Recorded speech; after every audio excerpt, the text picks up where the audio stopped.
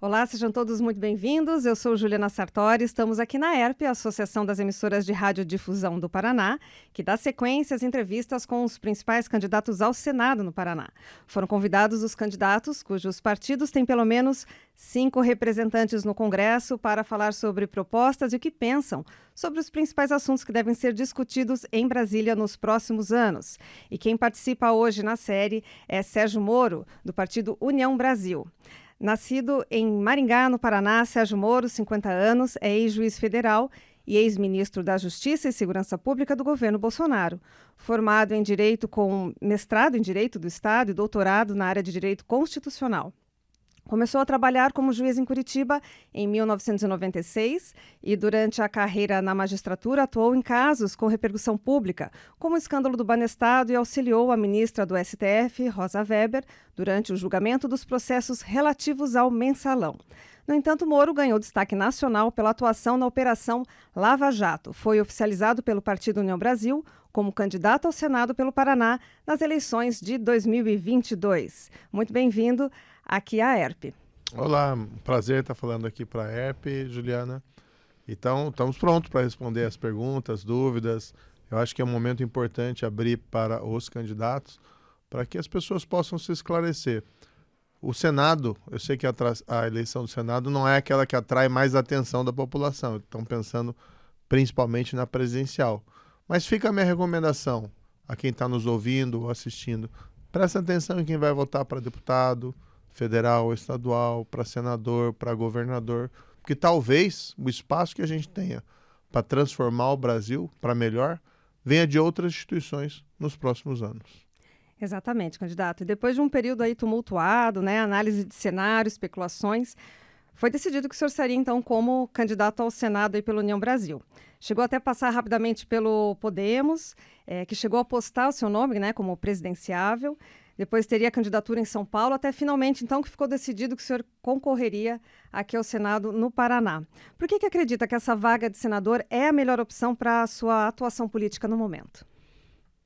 O que eu penso é o seguinte: nós precisamos de uma voz forte, independente, representando o Paraná e a população no Senado Federal.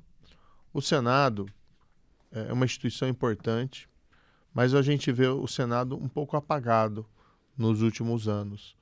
Tanto que muita gente, Juliana, até me recomendou, quando eu estava nesse processo decisório do que eu iria me candidatar, muita gente me disse: vai para a Câmara, porque a Câmara hoje tem um dinamismo maior do que a do Senado. Não por uma questão de cálculo eleitoral, não, mas por uma questão de protagonismo que a gente busca. Eu acho que o Senado está um pouquinho apagado, a gente praticamente não ouve muito sobre o Senado, e a gente tem que retomar aquela época, Nós tivemos grandes figuras históricas no Senado Federal, vamos citar aqui Joaquim Nabuco, na época do Império, Zacarias Góes de Vasconcelos, que inclusive depois foi o primeiro presidente da província do Paraná, após a emancipação, o Rui Barbosa, que foi o nosso grande jurista do início do século XX. Então, cadê o protagonismo do Senado? Tem uma série de reformas que a gente precisa fazer que são essenciais para destravar o país. A reforma tributária foi discutida no Senado esse ano, não foi adiante. A reforma administrativa, que também está paralisada lá no Congresso. A reforma da justiça, porque, acima de tudo, o Brasil é um país tremendamente injusto, não só na área da aplicação da lei, mas também na justiça social, e a gente precisa reformar as nossas instituições. Se a presidência não toma essa iniciativa, porque os nossos congressistas, em especial, porque não o Senado Federal, adotar uma postura de maior protagonismo aqui na nossa vida política. 2, o Senado é o órgão principal que avalia nomeações do Poder Executivo para cargos chaves dentro das nossas instituições, entre elas o Supremo Tribunal Federal. No próximo ano nós temos 2 vagas para ministro do Supremo Tribunal Federal. Quem indica é o presidente, quem aprova ou rejeita o nome é o Senado. Sabe quantos nomes foram rejeitados até hoje na história da República Brasileira? Um único nome. Floriano Peixoto, segundo presidente, vivia as turras com o Supremo e indicou um médico, Barata Ribeiro, que inclusive é nome de rua, lá no Rio de Janeiro. Mas embora ele fosse aparentemente um bom médico, não era um jurista. E o Senado rejeitou. Não é possível que em 131 anos todas as demais nomeações tenham sido positivas.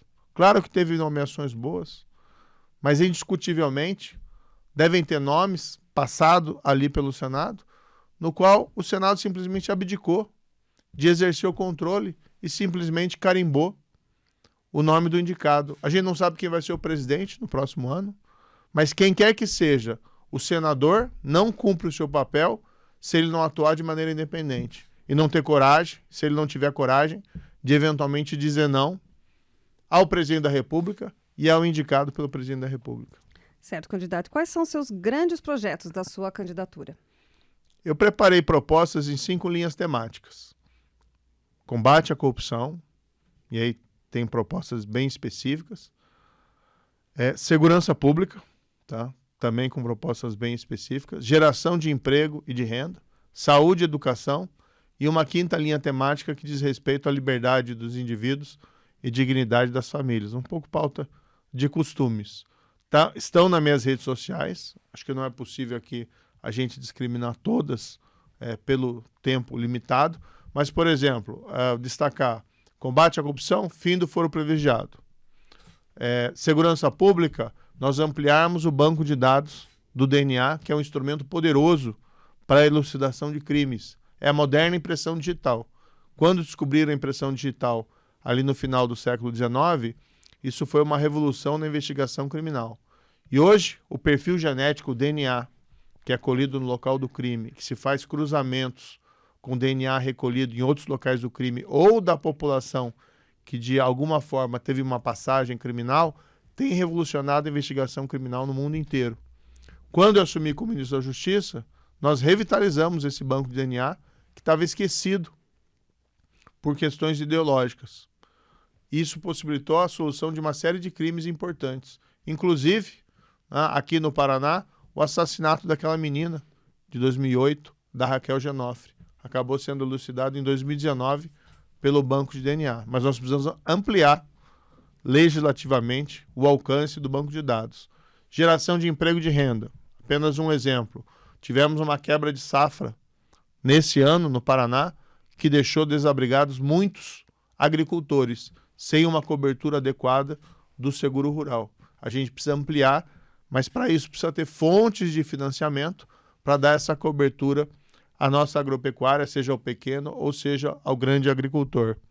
Na saúde e na educação, abriu-se uma potencialidade enorme no que se refere à utilização da tecnologia digital e na realização de procedimentos à distância.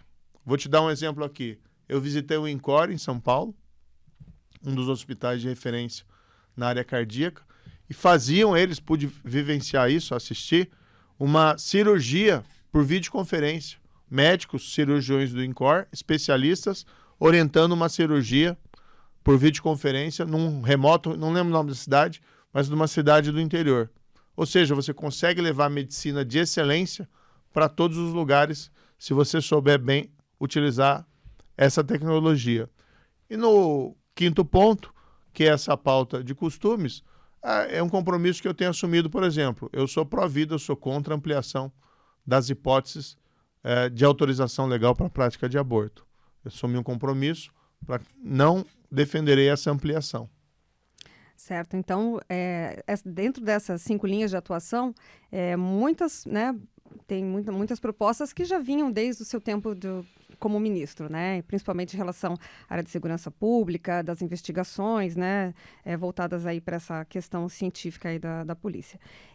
Inclusive, boa parte dessa proposta fazia parte daquele seu pacote anticrime. Algumas foram rejeitadas dentro da Câmara dos Deputados. Como é que espera ser recebido no Senado? Como que vai ser seu posicionamento, seu comportamento entre as principais pautas aí que o senhor vai propor ou que já vão estar, né, sendo discutidas aí neste momento? A política é a arte do diálogo, então a gente vai conversar com todo mundo. O papel aqui é diferente, não é mais o papel do juiz que aplicava a lei, né, que era um papel solitário, então a gente tem que dialogar. Quando eu fui ministro da Justiça, a gente também dialogou.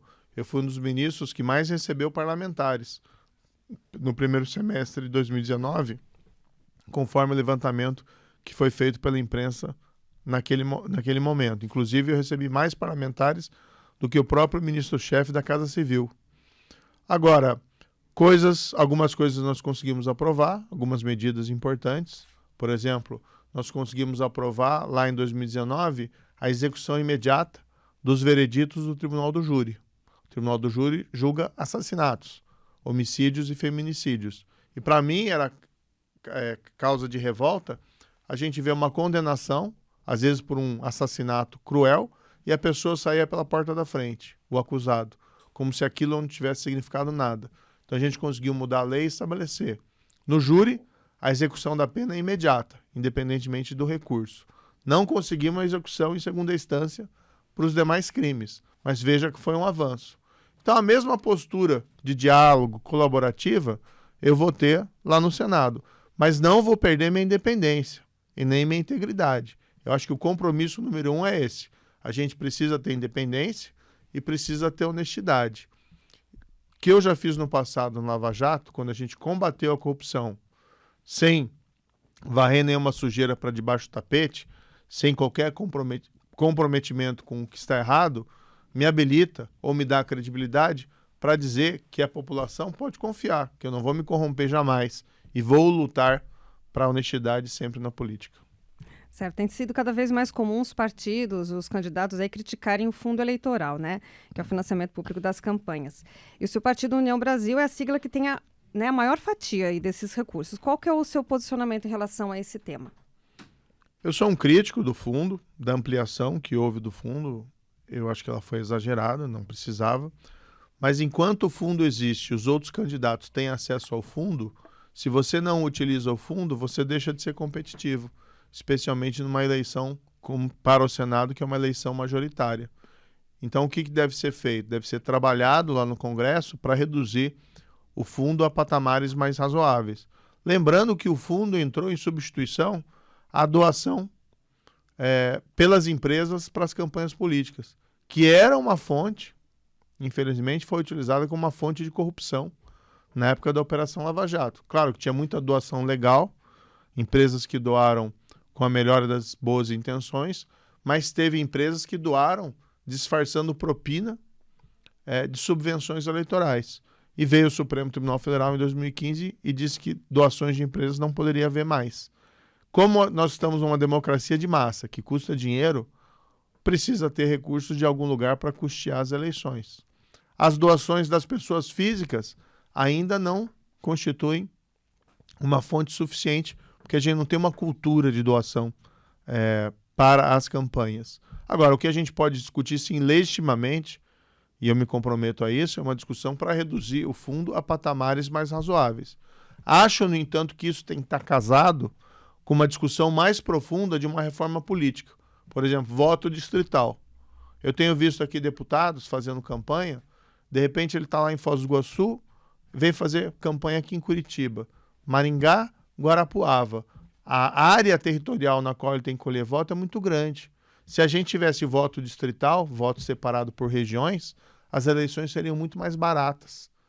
E isso poderia também levar a uma diminuição do fundo eleitoral. Sim, o senhor citou, inclusive, reforma política, também já falou das reformas que devem vir pela frente, que o senhor também pretende trabalhar. Qual vai ser o seu posicionamento em relação a essas principais reformas, que acho que o brasileiro está aguardando?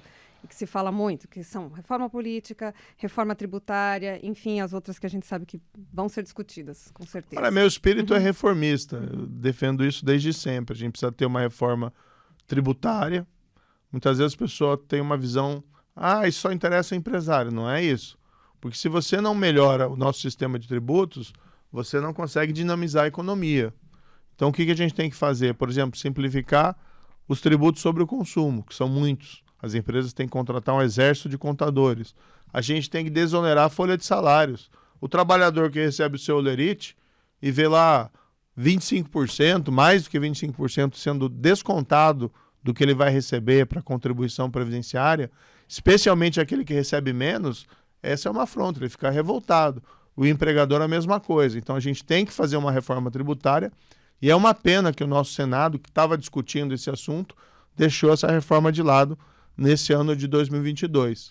A reforma administrativa, não para vilificar o servidor público não é o vilão. Eu fui servidor público como juiz por 22 anos. Tem muita gente boa no serviço público. Agora, a gente tem que tornar a administração pública mais eficiente, porque quem está na ponta é o cidadão, que quer lá ter os seus serviços. Então, vou te dar um exemplo. Educação. A gente precisa valorizar os professores. Sim, a gente tem que cobrar desempenho dos professores, mas a gente também tem que valorizar com treinamento e capacitação. A gente pode até perguntar para o nosso ouvinte, que está nos assistindo, o que fez a diferença na vida dele no campo da educação, do aprendizado. Foi o bom professor. Então não tem milagre. É investir na qualificação, treinamento, capacitação, mas também cobrança de desempenho dos professores. Para isso a gente tem que ter uma reforma administrativa que não torne o servidor vilão, mas que aponte caminhos para nós termos um governo mais eficiente. A reforma da justiça, o que mais a gente tem visto, infelizmente no Brasil, são injustiças, seja nos retrocessos no combate à corrupção, que a gente viu nos últimos anos, isso entristeceu todo o Brasil, ou seja, na aplicação da lei em geral. A gente não constrói, Juliana, uma grande democracia sem uma ideia fundamental de que ninguém pode estar acima da lei. E o país pertence ao povo, à população, e não aos poderosos. O Brasil ainda é uma república de privilégios. Se um poderoso comete um crime, seja ele de corrupção, ou seja um crime até de sangue, é muito difícil você conseguir que essa pessoa seja responsabilizada. Assisti há pouco aquela minissérie do assassinato da Daniela Pérez. Confesso para você que, como eu estou sem tempo, eu pulei para o último capítulo. Fui ver lá o julgamento. E aí a gente vê a luta de uma mãe, a Glória Pérez, por justiça. E consegue lá, com muito esforço, que os assassinos sejam julgados. E eles são condenados, depois de 3 anos do crime. Sabe quanto tempo o assassino ficou preso? Não vou citar o nome dele, porque eu acho que não merece ter o nome citado. Tá? Quanto tempo o assassino ficou preso, de fato? 7 anos. É muito pouco para quem comete um assassinato. E não é uma questão de vingança, é uma questão de fazer justiça na forma da lei. Então o país precisa sim ter grandes reformas, e eu, caso seja honrado com essa escolha, quero ser uma voz forte, independente, envolvido nesses grandes projetos nacionais. E eu tenho um ponto positivo, não quero que soe errado, como arrogante, mas eu sou uma voz reconhecida nacionalmente do país. Então o que eu falar no parlamento certamente irá reverberar nacionalmente. Certo. Vamos falar um pouquinho de campanha agora. Como é que está avaliando esse momento que está vivendo, né? Campanha nas ruas, já viajou um pouquinho para o interior, voltou para Curitiba. Sei que tem agenda lotada, campanha curta, né? Mas quais são as principais dificuldades que vê pela frente ainda, Moro? Olha, eu viajei bastante, na verdade, pelo interior. E essa é a melhor parte até da campanha, você poder circular e conversar com as pessoas. Tem uma parte negativa desse mundo político, Juliana, são os conchavos, né, os bastidores. Isso é meio chato, meio desagradável. Agora, essa parte de você poder viajar, conhecer pessoas interessantes, conhecer experiências que a gente vê que tem que replicar, mas também ouvir as demandas e as dificuldades das pessoas, isso tem sido ótimo. Nós temos viajado todo o Paraná, das pequenas às grandes cidades, para falar com as pessoas, construir os nossos projetos, nossas propostas. E eu tenho assumido um compromisso, que para mim aqui acho que é o compromisso fundamental, de ser, caso seja honrado com essa escolha, um senador itinerante. Porque se você não tomar cuidado, Brasília vira uma bolha. E você começa a viver numa realidade paralela do mundo de privilégio dos políticos e você esquece a vida real, que é muito diferente. Então o senador tem que estar, sim, com o pé no chão e viajando todas as cidades. O que mais a gente tem ouvido, lamentavelmente, é um certo sentimento de abandono, um certo sentimento de ausência dos nossos representantes nas cidades paranaenses. Eu quero assumir um compromisso exatamente contrário. Vou estar nos próximos anos, não só nesse ano eleitoral, percorrendo o Paraná para falar com todo mundo. Certo. Como é que é disputar a vaga com um ex-aliado seu, né? Que é o experiente Álvaro Dias, né? Já está aí há muitos mandatos. Ele é o seu principal desafio para a chegada aí no Senado? Como é que avalia isso? O que eu acredito que a campanha se faz conversando com as pessoas. Então, sou candidato ao Senado, tenho conversado ali com humildade, tenho apresentado o que eu fiz, né, na minha história, que isso eu acho que me dá credibilidade para dizer o que eu quero fazer. e o que eu posso fazer.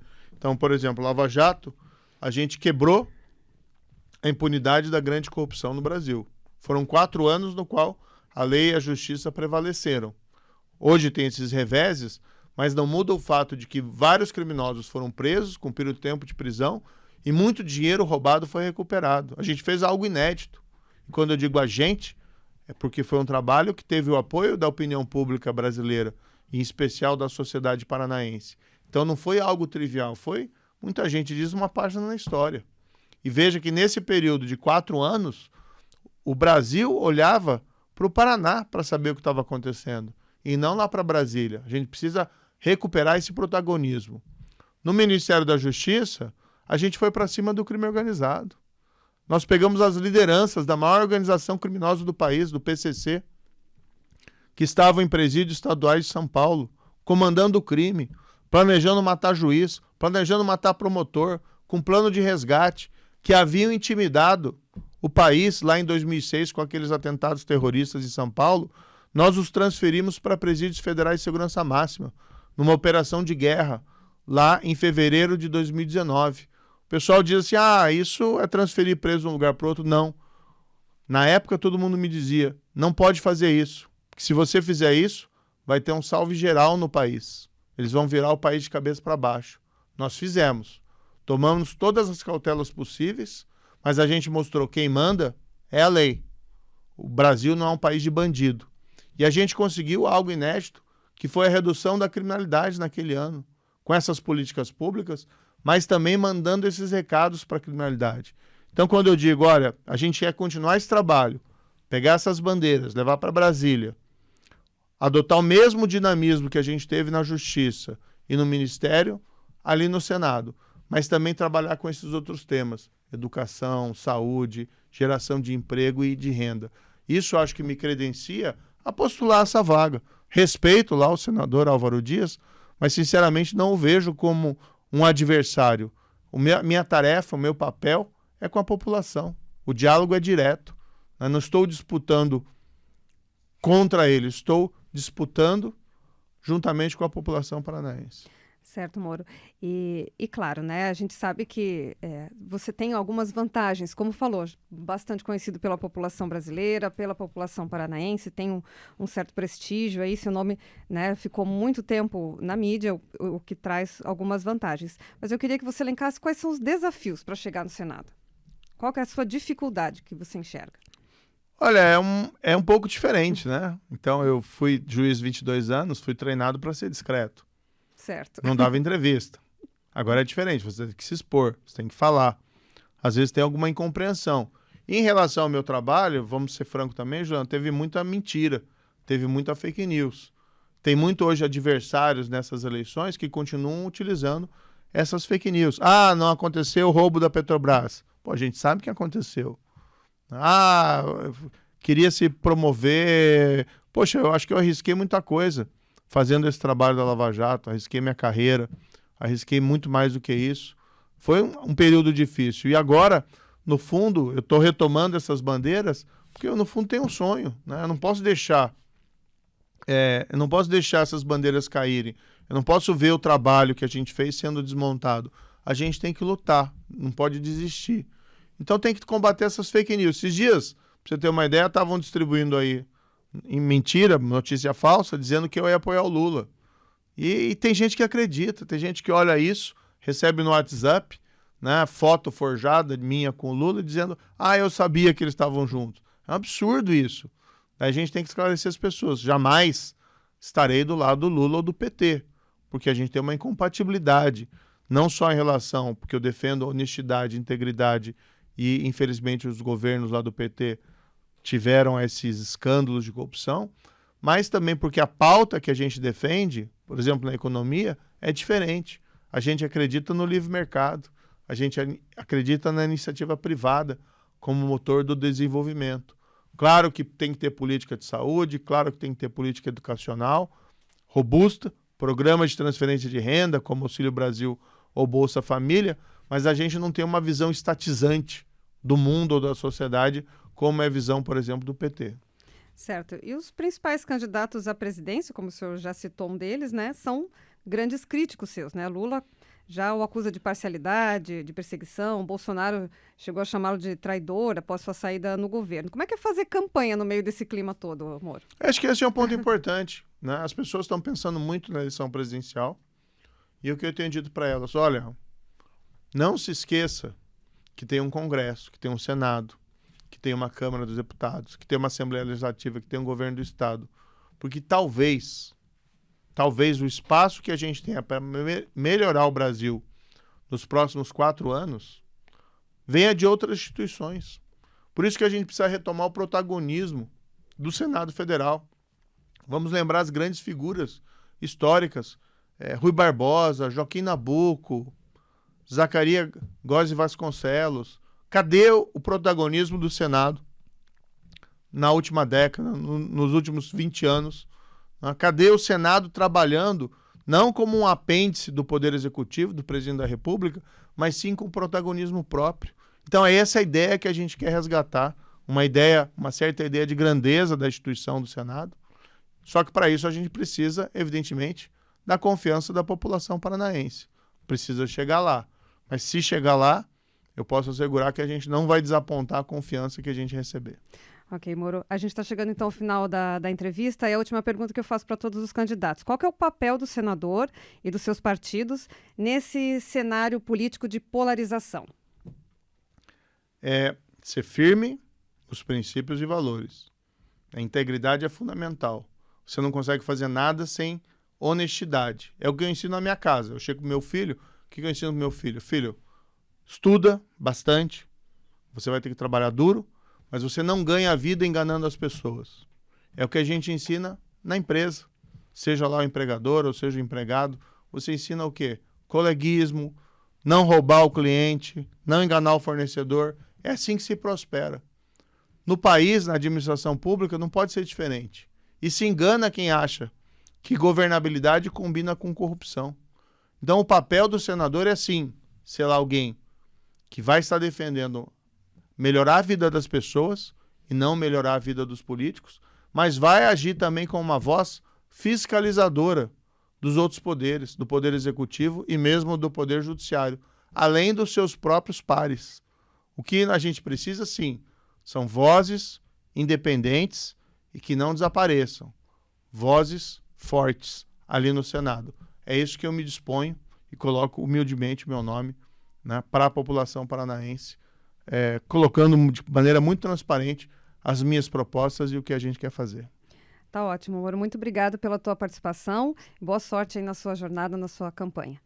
Muito obrigado. Mais uma vez foi um prazer falar aqui com a ERP, falar com você, Juliana. E quero mandar um abraço a todo mundo. É tanta gente, né, nessa rede que vocês têm.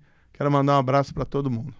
Tá ótimo, muito obrigada. Obrigada a todos pela sintonia, pela audiência. A gente retoma, então, com mais entrevistas aqui com os principais candidatos ao Senado no Paraná. Até a próxima.